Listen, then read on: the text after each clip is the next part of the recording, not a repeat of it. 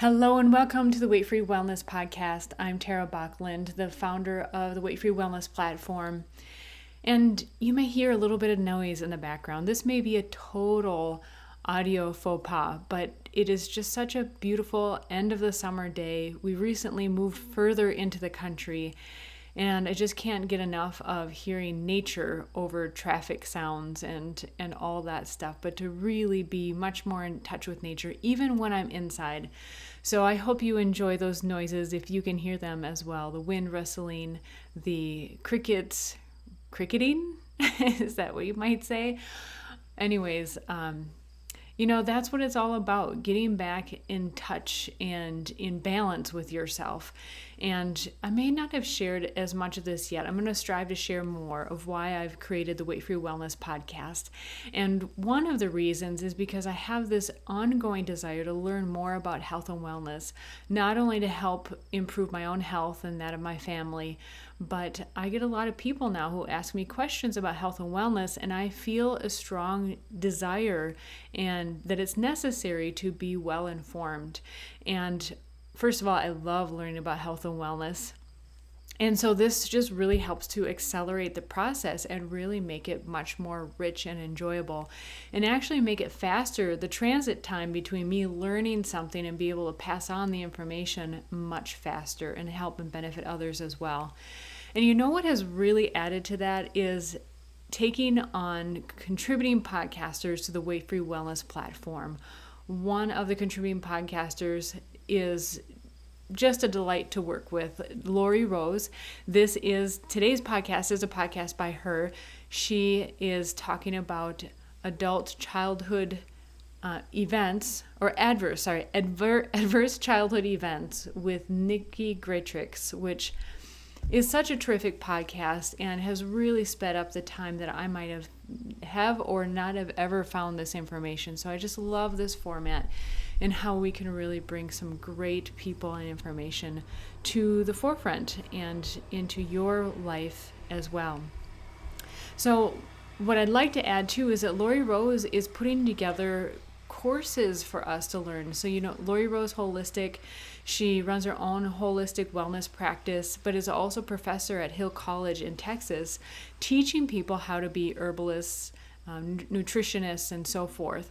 And she's going to teach us how to naturally remedy our own ailments and just really practical, simple stuff, in ways that you can do that with your family. So of course, you've probably heard that she has the Sun Health, everything you need to know about Sun Health course, and that is still for free.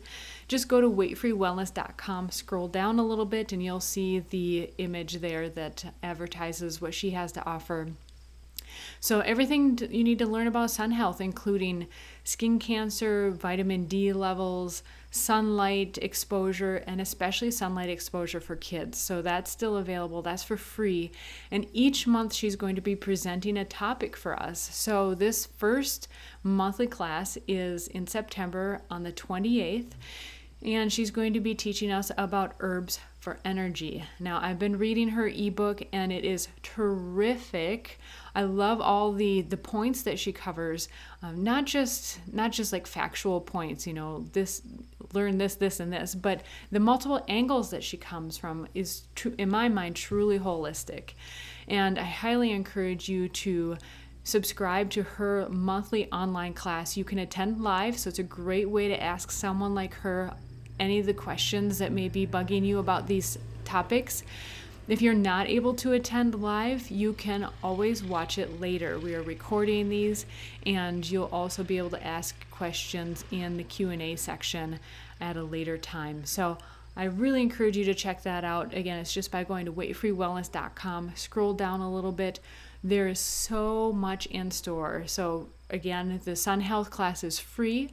The first class she's offering is Herbs for Energy, which I'm so excited about, and upcoming classes on cough remedies, flu and fever remedies, and so much more. Practical stuff that you can do at home and answering your questions for your family's needs as well. So, with no further ado, this podcast is so terrific and such a key component that I think is missing in a lot of wellness practices. So, I encourage you to listen up. Here you go.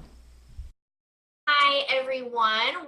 Welcome to this episode of the Weight Free Wellness Podcast. I'm Dr. Lori Rose with Lori Rose Holistic and the Hill College Holistic Wellness Program here as a contributing podcaster for Weight Free Wellness. And we have an amazing episode for you today because I'm interviewing Niki Gratrix. I'm so excited she decided to join. She's going to talk to us about adverse childhood events, or ACEs for short. And I actually found her. I discovered her through an online digestion summit. And so imagine my surprise when this woman starts talking about adverse childhood events and how they can affect your physical health. And so you may have heard on previous podcasts how my focusing on my previous adverse childhood events and my mental well-being was crucial on my health journey. And so I'm just so excited to share with you guys what she has to share with us. So welcome, Niki. Thank you so much for coming. Thank you for having me, Laura. It's a great pleasure to be here. And thank you. Yay. Yes. I'm just excited to hear everything that you have to say. So one thing I wanted to really kind of start off with before we even dive into what are the adverse childhood events and how can we know if we have them is I think it's pretty obvious that adverse events in our life can affect us mentally, right? They're emotional issues, they're mental issues. But I think it's less commonly known that these adverse events are actually manifesting physically in our body. So can you talk about how adverse childhood events might show up physically in someone? Yes, absolutely. I mean, the thing is, the mind and the body, it's actually one thing. It really is one thing. So what happens to you emotionally, not just in childhood, there's a huge amount of data from what happens in childhood, but also in adulthood. You know, our autobiography becomes our biology because the mind and the body is one thing in truth. So, for example, the world leading expert in trauma resolution, which is Dr. Bessel van der Kolk, he's the professor of psychiatry at Boston Medical School. He calls his book "The Body Keeps the Score," because from the date the emotional trauma took place, your epigenetics, your body and the expression of your genes has changed. And even if that trauma was at an age where you're unconscious about it and you can't even remember it or you're not aware of it, the body remembers. And it's actually expressing itself differently ever since that moment in time. And we know that it absolutely has a profound impact because we should just mention the ACEs study. I mean, this is the Adverse Childhood Events Study, because we should get this data out there and make it go viral, get more practitioners to understand it. So the Adverse Childhood Events Study was done by the CDC and Kaiser Permanente starting in the mid-1990s. And they were looking at adversity in childhood, and then they correlated it with incidents of chronic complex illness onset in adulthood. So they were looking at things like, they were very basic in what they looked at. They just chose 10 categories because that's what there was data on, and they just thought of those, and they weren't expecting the results they got. But they were looking at things like parents separating or divorce, physical, sexual or emotional abuse, physical and emotional neglect, domestic violence, mental illness in the family, substance abuse, and incarceration by a family member. And each one of those counts as one ACE. So first of all, what they found is if you had 6 ACEs, 6 of those things, you have a 20-year reduction in lifespan. If you had a high level of ACEs, you had a dramatic increased risk of 7 out of the top 10 causes of death. So for example, if you had 8 or more ACEs, you had triple the risk of lung cancer and 3.5 times the risk of heart disease. And things like, so people know, just 4 ACEs can cause a 400% increased risk in depression. Cancer's 2.5 times higher, diabetes is 1.6 times higher, 400% increased risk of Alzheimer's as well, which is kind of fascinating. And if you like, the poster children, I call them the poster children illnesses for ACEs in childhood, is chronic fatigue syndrome, fibromyalgia. If you have moderate levels of ACEs, you have a 6-fold increased risk of those illnesses. And that was my background. I was a specialist in burnout, chronic fatigue. I was dealing with fibromyalgia, and I was a clinical nutritionist. That was my training. But I just realized from very early on that there was a huge emotional component to all of these illnesses. Well, certainly in the CFS and fibromyalgia. And then I came across the ACEs studies and realized, oh my God, it's everything. So all kinds of illnesses. And I should just mention as well, in that study, it was 17,500 adults that were surveyed, and 67% of them said they'd had at least one ACE. And of those, 80% had had more than one. I mean, 67%, I mean, that is epidemic levels. I mean, I think even gluten sensitivity is about 20%, and that's kind of pushing it. So, think about it, 67%, and that was an underestimate. Because one of the questions that I get asked the most as well is, because everyone's like looking back on their experience and going, is this an ACE? Is that an ACE? And the research has missed off things like experiencing bullying or homophobia, or this kind of thing at school. How many people were bullied? Also things like a physical trauma which required hospitalization. How about birth trauma?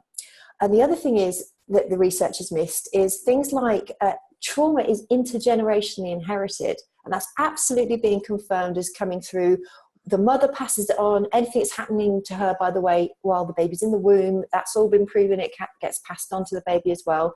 But amazingly, it also looks like epigenetic changes that happen to the father through emotional trauma gets passed down through the male sperm.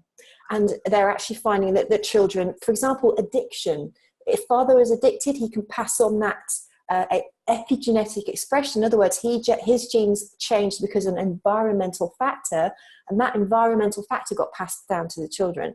So and the other thing I would mention, by the way, 3rd generation survivors of the Holocaust victims have the same psychological and physiological expression as their grandparents. So, and that's known as well. So wherever you've had war and famine, and it goes down to 7 generations. So if you're looking back on your own childhood, actually it's been research studies showing 12 generations down in animal studies of memories being passed on epigenetically.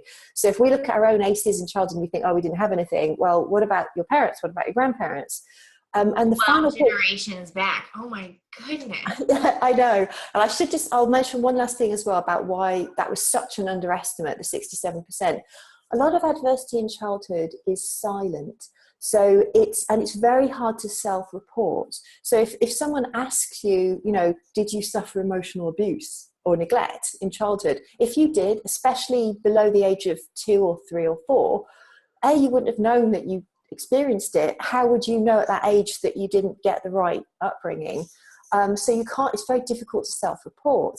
And the problem is the majority of trauma isn't like a physical single incident, like, although that's prevalent, whether it is sexual abuse or being physically beaten or something like that, where you can kind of get these PTSD symptoms, post-traumatic stress disorder. That's not where the majority of trauma sits. The majority is in what we call, it's actually ambient trauma, because it's to do with relational trauma, something known as attachment trauma. And this is where child and caregivers don't attach properly. There isn't a good emotional connection or expression and a bonding. And there's huge studies, 600 mother-baby interactions showing that 50% of all adults don't attach with mum or dad properly. And that leads on to developmental trauma, not inability to self-regulate, anxiety, depression problems, not able to have healthy relationships in our main relationships in adulthood, falling in love with people who hurt us, being over-attached.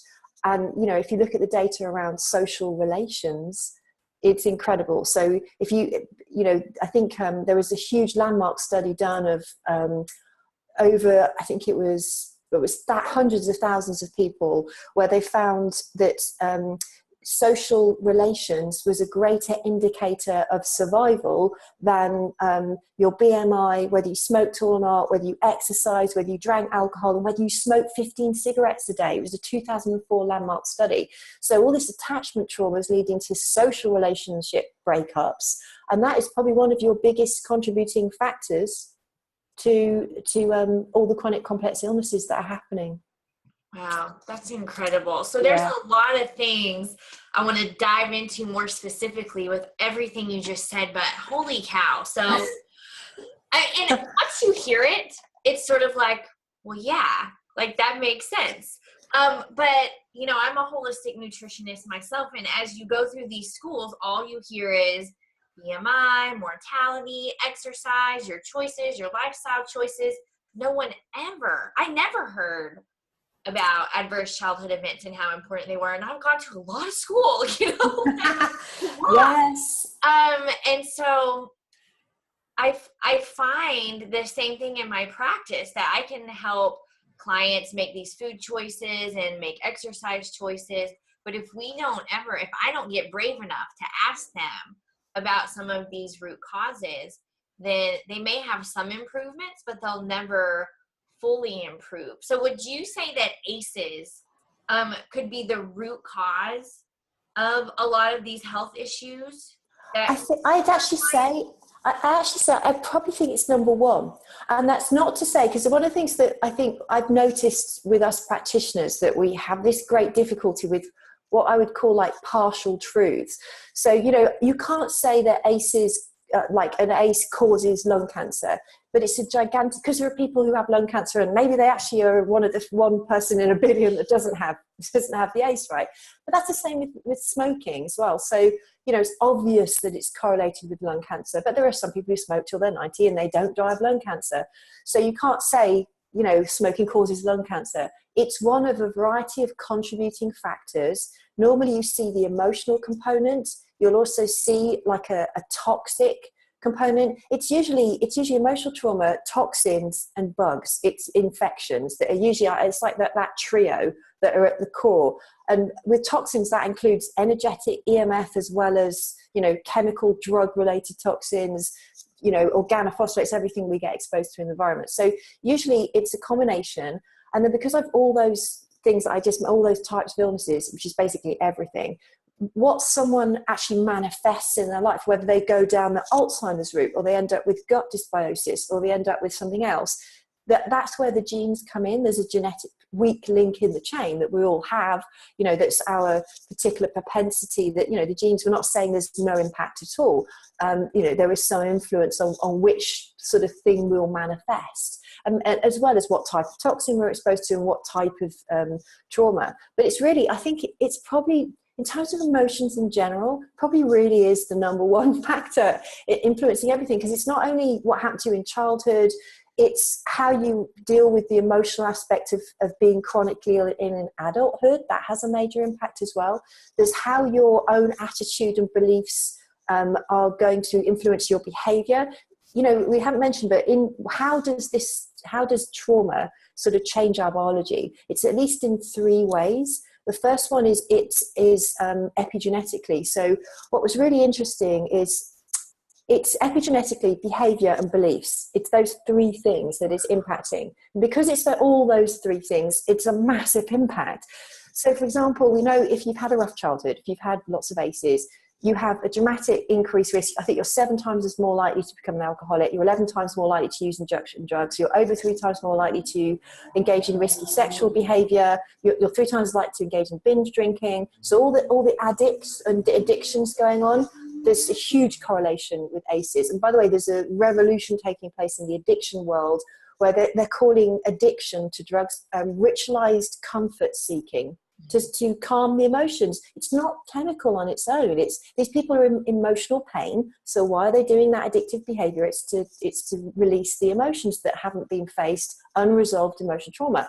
So we clearly see ACEs affect behavior. You're going to have destructive health patterns because of it. And of course, that will lead to those increased statistics.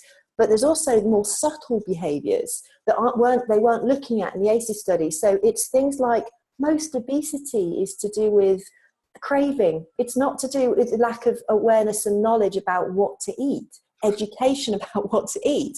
It's an emotion that's unresolved that we're trying to fill by food.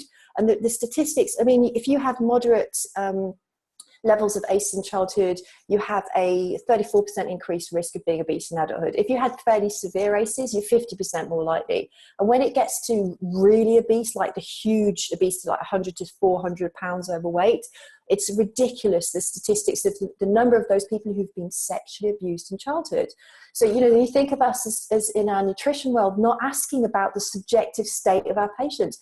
The ACEs study started in an obesity clinic by Felitti, who was at Permanente, and he was working with very obese clients. They were doing brilliantly on his program, and then he was getting a 55% dropout rate. So he decided to find out what's going on, and he found out by mistake people were reporting high levels of sexual abuse. And one woman summed it up when she said, being overweight was a protection mechanism against unwanted male attention because she'd been sexually abused. So there was, in fact, being thin was a threat to her identity.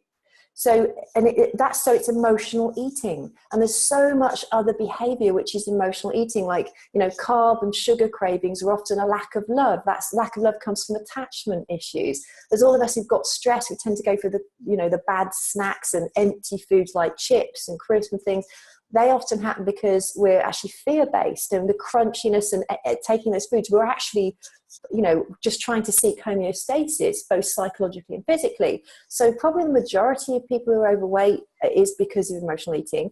All the chronic fatigue people, and the fibromyalgia type people, the way ACEs affect you, especially attachment trauma, where you didn't get unconditional love, like from a young age, you just experienced not getting unconditional acceptance. So then you learn you have to earn it by either achieving things, being a giver. Tons of practitioners are givers, the giver types. I have a swathe of burnout with practitioners because they're constantly giving themselves away to other people and don't put enough boundaries in place, and half of them it will be attachment trauma related stuff. There's also the anxiety types, perfectionists. So that is related to a lack of unconditional love in childhood. When it gets to the point where they overdo it, it's a never-ending need to do those things because they have to learn love. You just don't get love free, in their understanding. So that's another form of trauma. And with so many chronic fatigue in that group, that's another trauma that drives behavior. But if you try and change it through diet and supplements and even pacing, that's all very necessary. But if they don't deal with the core trauma, which is they can't relax, they don't know how to relax because it's a threat to their identity. Oh my God, if I relax, I'm going to be unlovable, I'm going to be abandoned, and I won't survive, because that's the child still playing out. So you can see these things go on in all the different types of illnesses. There'll be a different hue and colour for each type of illness. But that's behavior. That's the other thing they found. That's it will affect behavior. It will also affect people's beliefs. So if you have had trauma in childhood, you often have attached with that unconscious feelings of shame, lack of deserving, and usually screwed up relationships with close people around you. That's probably one of the number one reasons why someone won't get better when they're doing all the diet right, they're doing all the supplements, they've got everything under control, but they have an unconscious belief that they won't get better, they can't get better because they don't deserve it. And if they do get better, somehow the people they love will abandon them, or vice versa, they'll end up abandoning the mother or the father, where they've got a kind of entangled relationship. Like, that stuff comes up all the time. So, and beliefs are incredibly powerful. I mean, we know about the mind over body, like the placebo effect. The efficacy of 30% of all drugs is down to placebo. It's if you believe you will get better, you will. So trauma will change that. Ultimately, all our patients heal themselves. We just facilitate it. But if they're all blocked and so on because of emotional stuff, so that's at least two ways: the behavior and the beliefs. But also, and this is where the major research is, there was in the same huge study of 17,500 people, they found that you could have normal cholesterol, normal BMI, not smoke, not drink, and not be diabetic, and still have a 360% increased risk of heart disease if you had 7 ACEs. So there's something else happening as well. It's not even behavior or those other things. It was the epigenetic expression had shifted. And this is where some of the research is, it's potential kind of very high level Nobel Prize winning kind of research that should win awards really. But they found that it changes the glucocorticoid expression. So early life stress changes the way the glucocorticoids express, such that you're in a chronic state of stress from a very early age. You have a lowered threshold for what triggers stress, and you stay in a stress state for longer, which the researchers said is like these children with early life stress are marinating in inflammatory cytokines all the way through. And then they, develop an autoimmune disease, say in their 20s or 30s, but actually it started way back. So the epigenetic expression, and it wasn't just the glucocorticoid receptors, it was the entire genome correlating with all different types of disease processes, psychiatric illnesses, heart disease, cancer, all of them. So the entire genome and the expression shifts with early life stress when there's no resilience to it, when there isn't support around for the child when it's happening, and it stays that way, changes the gut, it changes right from, they've done experiments with monkeys creating separation where they take the monkey away from the mother. It's not great, but they do these experiments, separate baby away from the mother. The baby has colonization issues, dysbiosis, and leaky gut as a result.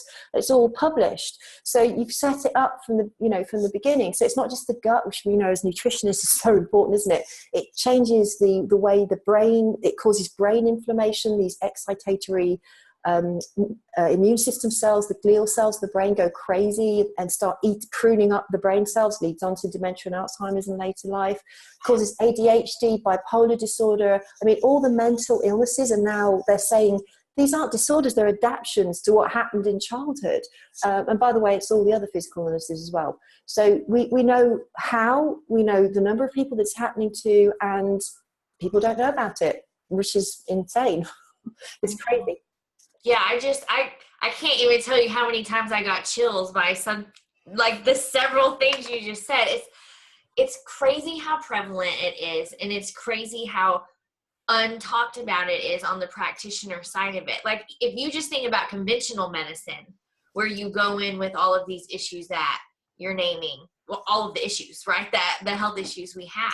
You go into conventional medicine, and they don't talk about any of this at all. They just give you something to mask the symptoms, and then you never get better, and then you get hopeless, which is an adverse event, and then that's contributing to the stress. And then you go to a nutritionist, and depending on which nutritionist you go to, they'll be like, okay, let's fix your diet and maybe cut calories and maybe do some restriction, and then that's stressful, and that increases the stress of the cytokines. And then let's say you go to someone who's more holistic, and so they're like, well, let's get a healthy relationship with food, and let's do this, but still that keeps failing because you're not talking about these root cause issues. And so the more and more we try to get healthy, that affects our beliefs too, and that affects our behavior and that increases our lack of worthiness. And so it's a huge vicious cycle. Yes, yeah. It's a huge vicious cycle. You'll often see people will use the strategy of how they got ill in the first place, if they've got an ailment, or whether it's being overweight or whatever. They'll naturally use the same strategy you got them ill in the first place. So if they're an overachiever, they'll want a list of things to do and action to take, and kind of never ending, like take 1 trillion supplements and overdo it and push through all the detox reactions too fast and things like this.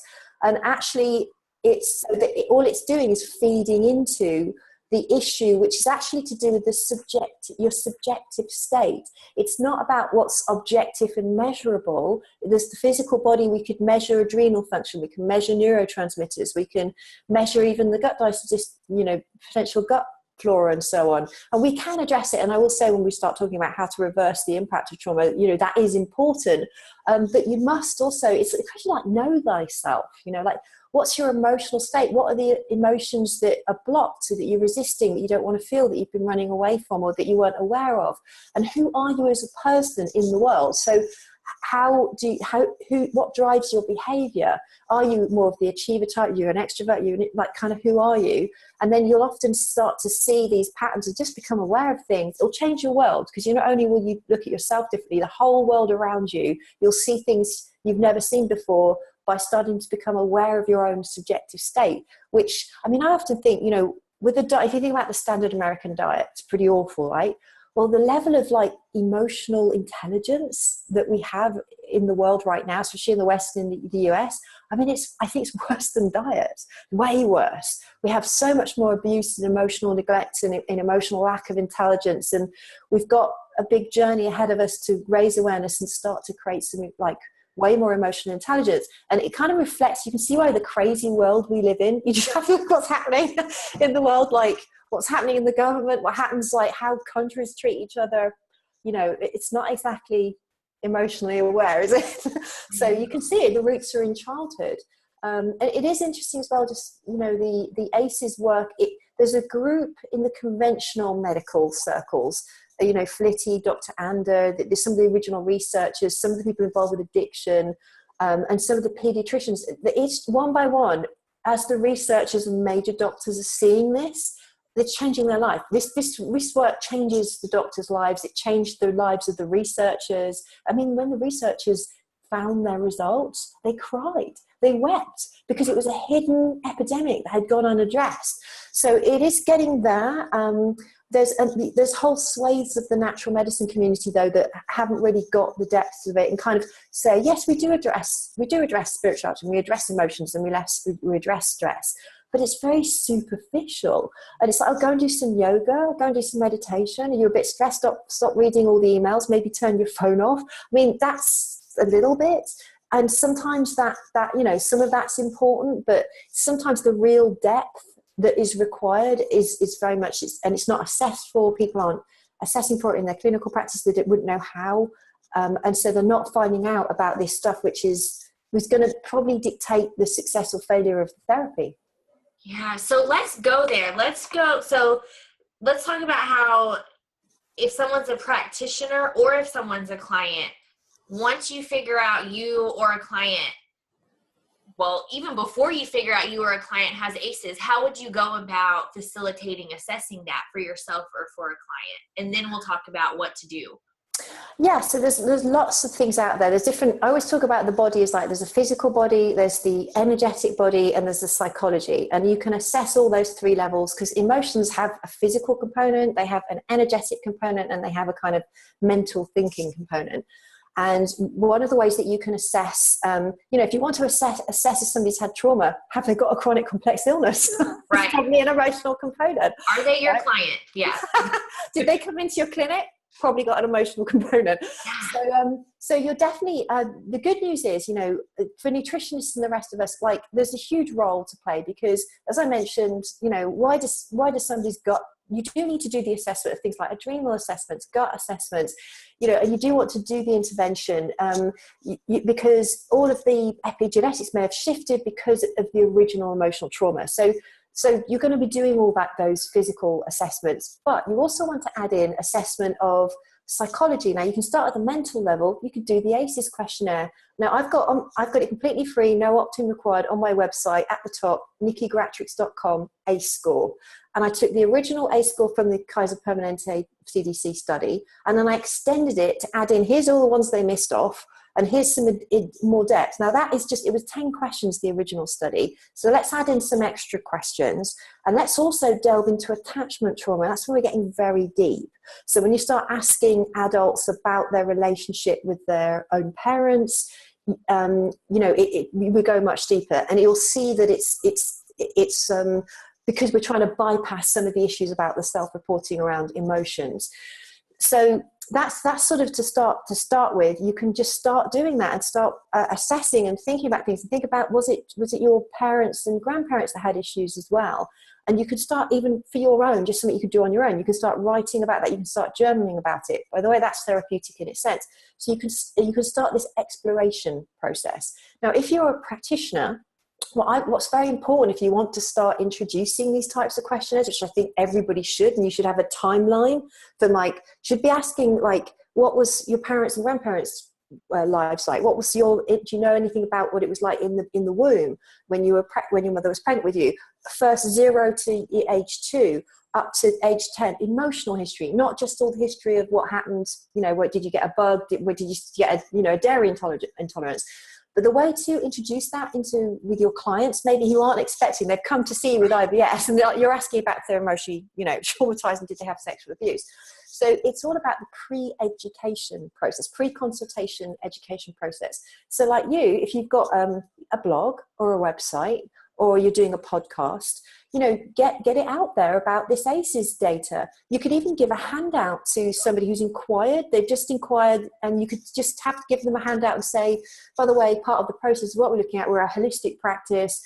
It's worthwhile understanding the data about, and use the ACEs data, get it out into the world, put an article on your website, do an interview with it, so that they are you've sort of pre-qualified them, so that and then you can still give the option and make sure, is it okay to send this questionnaire? We're just assessing, because I want to make sure that I'm giving you the right therapy, and if we need to do a referral, for example, we can delve into that at the time, but and so on. So that's part of the process. I get people email. I'm all on stuff all the time on podcasts and summits, so I usually get people email me and say, I've got 20 ACEs, listing the detail of every single one and kind of saying, can we book in and deal with this now? And so I'm like, okay. Whereas if you don't want it to come as a complete shock to your patients. So that's one way of doing it. And then you can bring this in and you will start the process. Just getting the patient to start filling that out, the questionnaires will start to process them. It will start to make the things go, like, God, I didn't ever think about that connection before. And they go, there's the data. So anybody who comes to you says, oh, this mind-body medicine stuff's rubbish, or, this isn't what, why are you asking me? It's totally justified, and you have the data there. And of course, it's how you elicit the responses is very much you as a practitioner and your rapport skills. How compassionate you are, how well you're able to build trust with your clients is how much they're going to reveal to you. Many of them might not say to you from the beginning, even in a questionnaire, that they've been sexually abused, and you might just have an intuition that it's what's going on, and you might want to gently wait until the person's ready, or they might say, look, I do have something, I don't really want to talk about it. Many a patient will say that with me, and I'm like, yeah, okay, and how can we help with that? And is there someone you can talk to about it, or do you actually want to see a professional? Yeah, so that's the first thing of how you can bring this in. So certainly start assessing for it. Now, the thing is, another worry for a lot of us practitioners is, oh my God, have we got to train in multiple modalities? The answer is no. It's just your awareness that counts, so that it puts the work you're doing on the physical side into context. So you're going to get so far with what you're doing with the biochemical type nutrition work, and there's a mileage in it. It's partially true. So we do need to address it. All of that stuff, the epigenetic stuff, has changed because of what happened with the trauma. But it'll either take ages for the patient to recover, or they'll relapse if they're in a chronic state of stress because the emotional trauma is not being dealt with, or their behaviors are destructive because they've not dealt with the emotional pain. So that's where you need to be able to feed back to, you're managing expectations with the patients as well. So they're saying, why haven't I recovered yet? And you're saying, well, you're still doing all this and this behavior. And I also know that your stress levels are through the roof. So another thing that you can do for yourself and you can recommend to patients, it is important to start doing what I call the brain reset rituals, like daily reset rituals. So it is so important to do something daily, like a kind of a yoga or a meditation practice, a relaxation practice. The big ones are like Tai Chi, yoga, Qigong, and meditation. Obviously, those have been, some data and science behind them showing they will literally change the way that neurons are expressed in the brain. They're anti-inflammatory and so on. And it's a part of the reconditioning process. So we do need to get the body into the rest, digest, detoxify, parasympathetic calm mode, which they're often not in that state if they've had a lot of trauma in childhood. So everybody should have a daily practice of that. Everybody, not just because of the prevalence of trauma that we've all had from childhood. It's the crazy world we live in now. So it's going to be a foundational pillar, having those things in place. but often it may be something else in addition to that needed. Another thing I use a lot is the Enneagram system of personality typing. So the Enneagram system has been around for, like, I think it's hundreds of years. Many psychiatrists, psychologists use it. It's used in a lot of spiritual settings. It's used in some corporate settings. And it's different from other personality typing systems because it's not typing people by what they do, but why. And it picks up if you're an achiever type, if you're a perfectionist, if you're an anxiety type, if you're a giver type, those are all prone to fatigue. But there's 9 types in total. And all you're doing is finding out who you are and how you may have responded to trauma in childhood. And there's definite set patterns of how humans respond. And there's only so many ways somebody responds. So if you've seen enough clients, after a while you realize, like, there is only so many ways people respond, and it's measurable. And people can come to know their own patterns. And it's not that we're typing or categorizing people to limit them, but to see the pattern so they can transcend it and let it go. So enneagraminstitute.com, that's ENNEAGRAM institute.com. There's actually free questionnaires online you can do, but they have one for $12, which is much more in depth. It's been a research that you can do, and it's just an exploration. It's kind of an exploration process, finding out yourself how if you've got these ACEs, and also look back and write about it. Like, do you remember something happening at the time, like an ACE that happened? Did you change afterwards? Did you start some behavioral patterns that were like a bit different from that moment onwards? Was anybody around to help you deal with it? If there was no one around, it's more likely to have more of an impact. So you can really explore. It's a self-awareness and exploration process. So that's another thing. There's quite a lot of things that people can do themselves. The other thing that usually does come up is people need to look at their current relationships. They need to look, and it's really important. Like, if you've got toxic, energy vampiring people around you, when you start dealing with your own emotional trauma and you get out of chronic depression states, you move away from being constantly ill or anxious, or you clear your own stuff. It's going to be very difficult to be around some of the people you were around before, because you're resonating at a different level. And the relationship piece is probably the top thing that comes up that's difficult for people to deal with. Some people might not be able to get better until they leave their husband. It's happened many a time. I've had people with fibromyalgia, for example, who they're so entangled with parent relationships, they never fully got out into the world, created their own relationships, and now they feel threatened to get better because they think their parents are going to abandon them. I know that sounds crazy, but that's kind of stuff comes up all the time. So you as the practitioner needs to be aware about what's going on in the relationships of your patients, so that it's really so much, you'll never have no answer for a patient. You're going to be so confident as a practitioner because you've got this whole picture. Your map of the territory, if you like, is so much bigger because you can see the entire social state of the patient and their individual psychology. So when something, say, doesn't work on digestion or doesn't work on what you're doing with the nutrition, you'll be able to come back and say, okay, there's this still going on that's huge, and this is what you need to address next, kind of thing.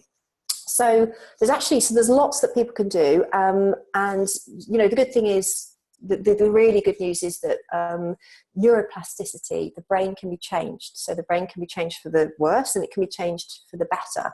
And we could talk about what people need to do if they need to go and see some external professional help as well.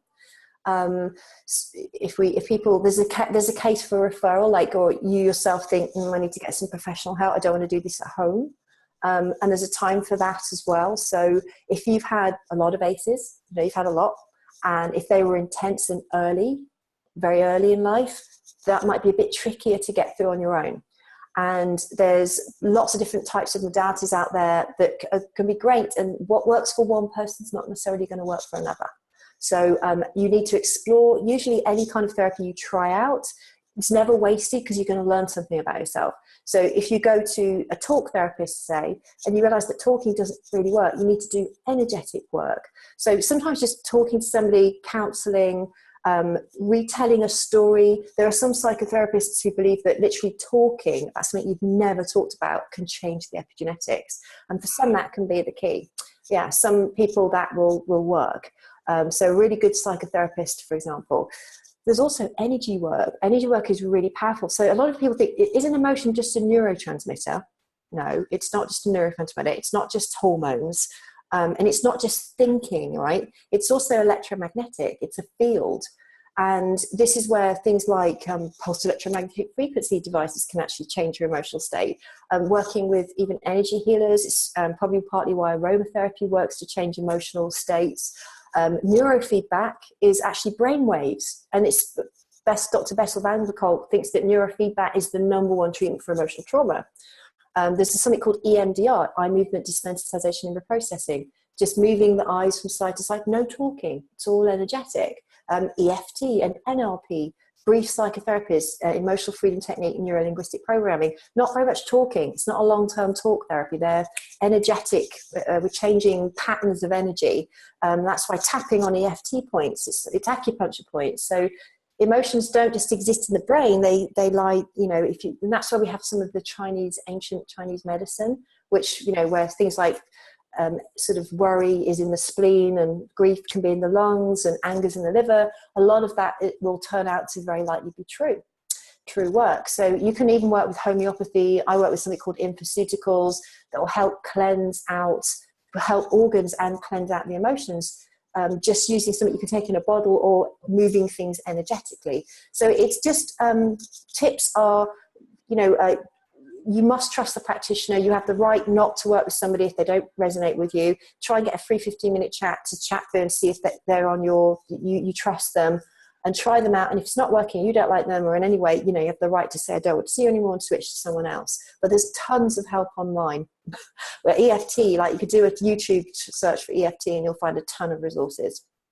And from a practitioner standpoint, so dealing with ACEs, and I didn't even know they were called with ACEs when I was dealing with it, before I even went and got my holistic nutrition background, it was such an important part of my healing that I integrated it into my college students. I integrated it with my clients. It was just part of my story. So I'm comfortable with that, even though I didn't have training in it.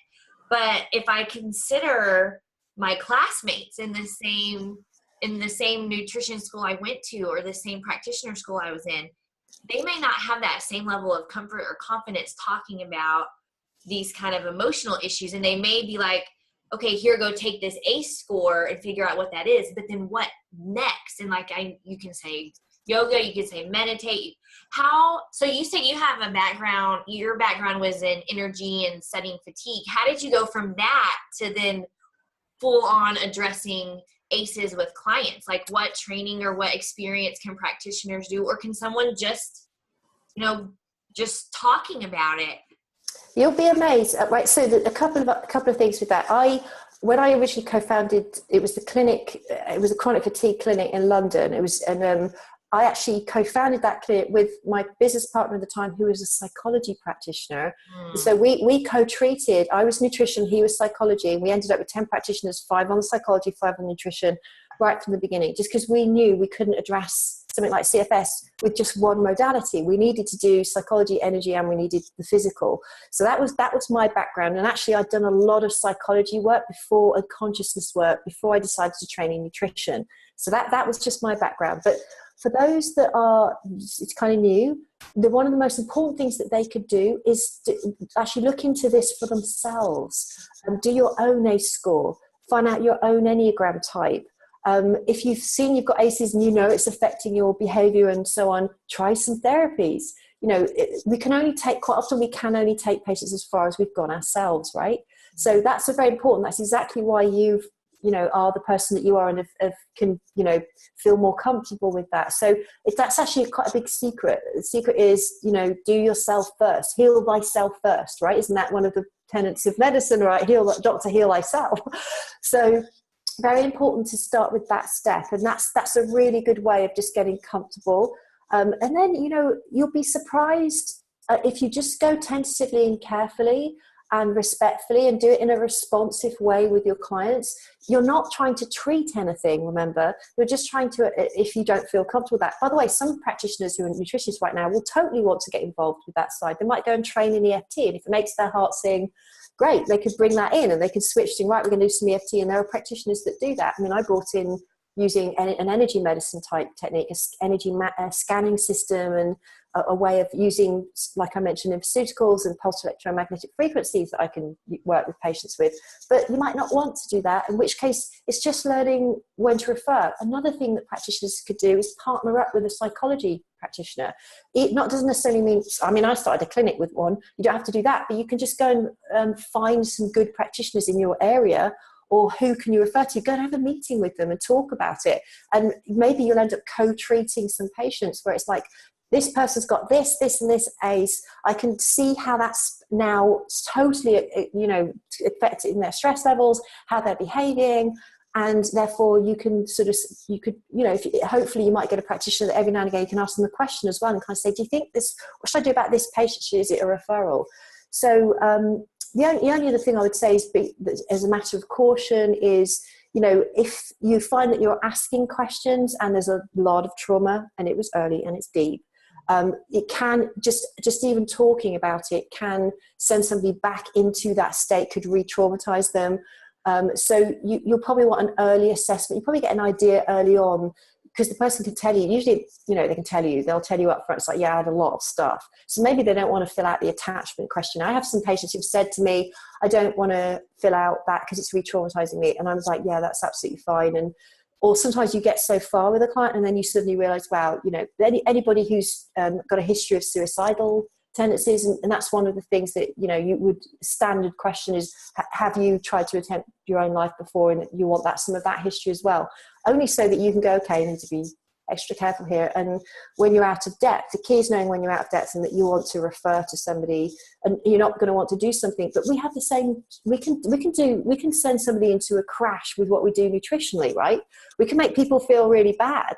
We can even trigger an emotional reaction because we're physically detoxing people. I mean, the mind and the body are the same thing. So it's just the same as you would be careful about putting somebody on a ton of probiotics. You go gently, right?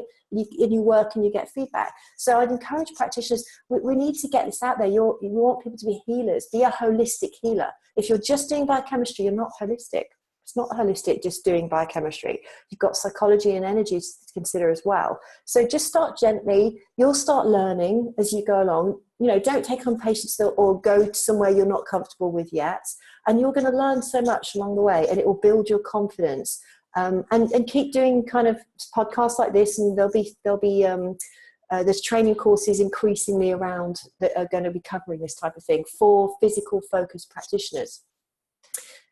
Yeah, and I think the point you made about, for practitioners, do it to yourself first. Like, you have to find that first. And the thing you were bringing up about how, okay, we have these ACEs and some of us fulfill them either by overgiving or perfecting and overachieving. Well, guess what? Most practitioners are a combination of both of those. Totally. I know, you'll probably find something. You'll probably read about the giver type and go, that sounds like somebody I know. In fact, that sounds like somebody I know intimately. In fact, that's me. Yeah. So when you start doing that work, it's so, you'll learn so much about yourself, but you'll start to have a magic around with your patients, because you'll just relate, your emotional relating abilities will increase, and your patients will love you even more because they can relate. You immediately relate to them. They can sense that you can, with just a little bit of this work, a patient or a client can be felt seen and understood better than anyone in their life by you. In a few minutes, in 10 minutes of them listening to you, maybe they've told you something they haven't told anybody, or ever. I have that all the time. People telling me things that they've never told anybody, never thought to, or can't tell even their people around them. They can't tell the people around them because there'll be pushback, or it's like, maybe can't tell a parent because that's awkward, and because the parents maybe screwed up and they're part of the reason that they have ACEs, So, and that trust is so important. Your influence and your success with the client will increase if you're able to do that in a trustworthy way. And if you do it from integrity and trust, and just naturally when you need to refer somebody, that even though you might lose the client because you need to refer them, but that's going to only build more trust. And I found when I had to do that, the client always stayed in touch and ended up coming back when it was appropriate for me to, because I was working in the modality they needed. So it's more like us as practitioners, we're like the overviewer. We want to have the big picture. and we want to be able to help guide our patients and sometimes do the treatment as well when we're qualified to do it. And our patients will love us for that. The clients will love you for that. And you can make a huge difference. It's so needed, so needed. And that's another important thing you bring up is, especially if we haven't come to terms with our own limits and we feel like we're in this, we're trying to save everybody thing, then we'll be less willing to admit when they need to be referred out. And just recognizing that we're not healing them, we're bringing them to awareness of their own blockages, and then they do the work. So it's just about discussion. But if the practitioner hasn't dealt with their ACEs and they're still like, I have to fix you and I have to fix you and I'm achieving this and that's my worthiness, it's a lot harder to get to that point with that. Yes, that's so true, Laurie. That's so what, if someone is caught up with like the fixing, achieving thing, when you're not going to fix everybody, there's no way, especially if you're just doing nutrition, it's just not going to be possible. So you're going to feel like a failure or like you've let the patient down when you haven't fixed everybody, right? So that's another thing about expanding your model of awareness about what's impacting the patient. Then you'll have more confidence than ever, and you'll be more balanced, more realistic, and less egotistical, thinking that you could fix someone. And it is healing is all about raising consciousness. I think ultimately raising consciousness, whether that's about diet, about what they need to do with the diet, but also raising consciousness about their own subjective states and how they're interacting with other people. So this is what I meant when I said you'll always have an answer. So when somebody says, well, I've done this and I did everything you said and I did all that and I've got this is better and this symptom's better, but I'm not really better, or I've still got this. And you might have a few other things in your toolbox, but then you might have to say, I think possibly this other part of this is when you start to be able to address this and this, I think we need to work on the emotional energetic level. And the patient, you've done your job with that person. You can never fail, and you'll just be much more realistic and have much more confidence and be calmer as a person in general, that all this responsibility isn't on you. And I think that's one of the top things that I also do, is a last little tip. I always get my patients and clients to write a statement of intention about what it is. I get them to do it for their physical body, their emotional being, how they want to feel emotionally, and their relationships. And they have to say in the positive about exactly how they want to feel in their body. I want them to express and explain how their body works. My body works brilliantly. My joints are lubricated. I walk well. I can breathe easily. I'm pain-free. So you say it all in the positive, and you get it to do for all those three things, those different types of areas. And then all the stuff about why that's not possible, or why they don't believe it, or where they'll sort of be asking you like, I thought you were going to fix this for me. And you'll get that all the time as well. It's like, I'm not fixing that. I'm guiding you. I'm giving you a few tools and tips along the way. You're going to do the healing. And there's so many of our patients come to us, right? And clients come to us and they're like, can you fix my weight, please? Can you fix my fatigue, please?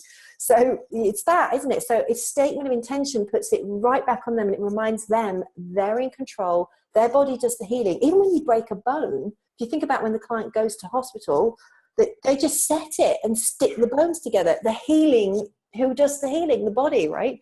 Yeah. So the only reason it wouldn't heal is because there's an emotional block or, something else. So yeah, so that's really important too. Kind of need a new relationship. We don't want to get into parent-child relationship. Like the patient is the child and we be like the patient, right? Very difficult. That's not a thing we want, a trap we want to get into. And it's a total fast track to burnout as a practitioner. If we're saving everybody, think it's all our responsibility, don't put our own boundaries in place, and don't follow our own advice. So things like, are you doing enough relaxation time? Are you doing your daily yoga and meditation exercises? Are you so stressed out and burnt out saving everybody that you're not eating a good diet? You'll be amazed about how much that comes up chronically in practitioners as well. Yeah, so, absolutely. Not surprising at all, really. I mean, yes. If you consider the personality types that are led to this, and if you don't, like I said, if you're not aware of your own ACEs and emotional trauma to deal with, I think that's the obvious end product. That's just what's going to happen. So yes. We have just a few minutes. I'd love to end with this question. So what is something that you wish people would ask, but they never do, or something you wish that you could talk more about, but you just never get the chance? Yeah, there is something. So, because I was a little bit prepared with this question. So it's just, you know how we often prepare people for what it is to go through a healing crisis, like a detox reaction, right? We know that it can worsen their symptoms. They can feel very tired. They might have disturbed sleep. All of those things, and we often, people know what a Herxheimer reaction is. As practitioners, we will guide our patients through all that. Well, one of the things that isn't understood yet is there's something called an emotional detox process as well. And when you start, especially if you're working on an energy level, when you start clearing emotional trauma and you start healing and integrating unresolved emotions, there's a whole detox process you go through, and it usually knocks people sideways. They're not expecting it, and most people don't know what the hell's going on.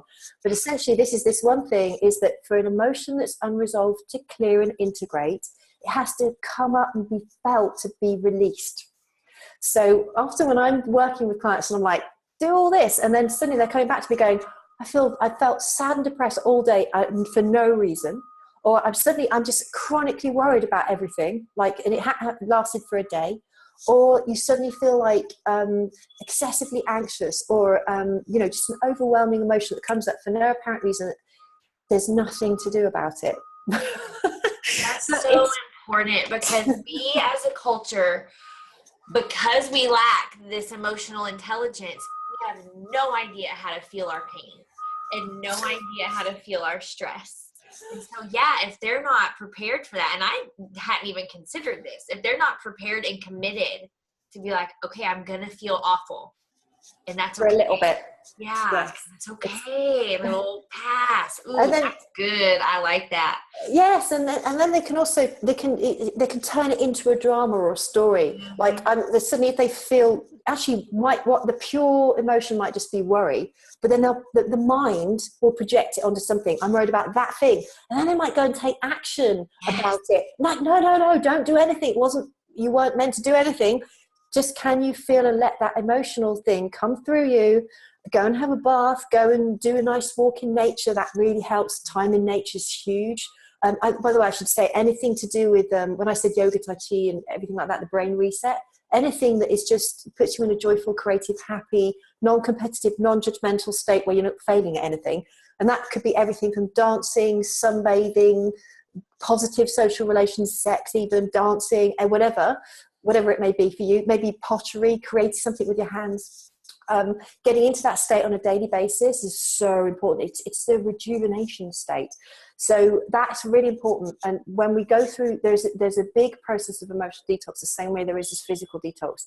And it's different than physical detoxing. And it's going to be a big thing we need to get lots of people to be aware of and become supportive through that process, so that people don't go crazy, or it can be overwhelming as well. Like suddenly you just feel like you can't cope. It's like, oh my God, I feel overwhelmed, can't cope. Great. It means you're emotionally detoxing. It means you're healing. Yes. You have to change the perception of it. Yeah. So when someone is going through that emotional detox, do you recommend doing those sort of outlets? Like you said, your hobbies are creative, joyful outlets, or do you recommend sitting and feeling, like being comfortable with the feeling? It's a good question, because if you do kind of want to feel it as much as you can and be okay with it, and maybe take a calmer day. Maybe you need to have less time pressure things to do. Take some time out, go and do the things like deep breathing, a bath, go out walking, so that you kind of feel compassion for yourself going through that, because wow, this is the unresolved part of you that's been feeling like this for years and never got seen, accepted, or loved. These feelings just want to be seen and accepted and compassionately embraced. That's it. They don't want to be spoken to. They don't want to be suppressed. They don't want to be negotiated with. They don't want to be, that's when emotions are sort of moving through. Now, sometimes if an emotion is too intense, and it's like, say, depression, and it's really, really bad, then you want to kind of throttle it. So you kind of, okay, I've had enough of that now, right? Because it's too much. Okay, then you're like, okay, now I'm going to go and do something, actually go and do something to change your state. So it's almost like you don't want to go at 1,000 miles per hour down the hill. So maybe you stop every so often to keep it slow and manageable, and then come back to it later. And because it will come back, because it probably hasn't fully cleared yet. But sometimes that's important not to, if it's just going to absolutely drown you out too much, or you might need to have a person there. If it's some types of emotions, especially, very traumatic trauma, that, in very serious cases, if there's suicide, like, can bring up suicidal ideation and things like that. And that's when you would want to be around a professional who can just help you through that too. It comes up sometimes, that will come up for some people who've had very severe stuff. So if that happens and you know that you have the potential for that, because it's very severe to come up, then I work with a professional who's trained to deal with that.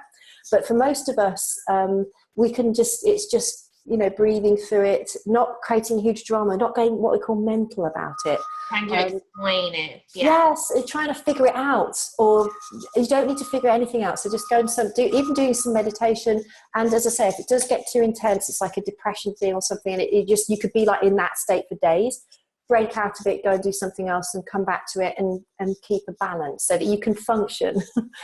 So that's important too. Such important stuff. Yeah, I feel like I could talk about this for hours, but I'm not going to make you do that. So thank you so much. This was beautiful. And I think, like you said, the more people hear this, the more our world will heal, and for real. And so I just can't wait for it to spread like it's going to. It has to, right? Our consciousness is evolving. So thank you for all the work you do and for dedicating your life to spreading the knowledge about this. It's so important. Well, thank you, Laurie, for the work that you're doing with your podcast. It's very important as well. And just so that people know, I do have a free resource on my website. It's a downloadable free ebook called Building Resilience: 7 Steps to Healing Emotional Trauma. And I've actually got a big resource section in the back where it lists all the website links to all the different kind of professional therapies out there. So if someone, or either you as a practitioner or the client, actually wants to look up and see like how, more detail about how do I explore that, and 7 clear steps about everything we just talked about, it's the ebook or the report on the 7 steps to healing emotional trauma. It's right on my homepage of nikigratrix.com. Good. Yeah. And I'll give everyone the link to your homepage, and then the ACE score, and then to your ebook. Cause gosh, that was so helpful. It was, like I said, it was something I had experienced. And then once I saw that, it was just an affirmation, like, oh, yes. Me. No, it'll be more of us. Yeah. Lovely. Awesome. Thank you so much. Thank you. Have a wonderful day. You too. Take care. Bye-bye. You can find those resources that Laurie and Niki mentioned at weightfreewellness.com. This is episode number 74. And also, if you thought of a friend while you were listening to this thinking, boy, this could really help so-and-so, please let them know about weightfreewellness.com and this episode especially. You'll find the resources that Niki mentioned and for her website, and also Laurie's upcoming classes at weightfreewellness.com. And you can find us on Facebook, Instagram, Twitter, iTunes, and we'd especially appreciate any positive reviews you can leave on Facebook and iTunes, letting other people know that this is a valuable and helpful resource, not only for you, but you think for others, to help ease their wellness journey. Being well doesn't have to be complicated, and that's what we're trying to share here at Weight Free Wellness. And so would really appreciate any of those positive reviews. And if there's something particular that you're looking for, contact us at weightfreewellness.com. Thanks for listening. Have a great day. Bye-bye.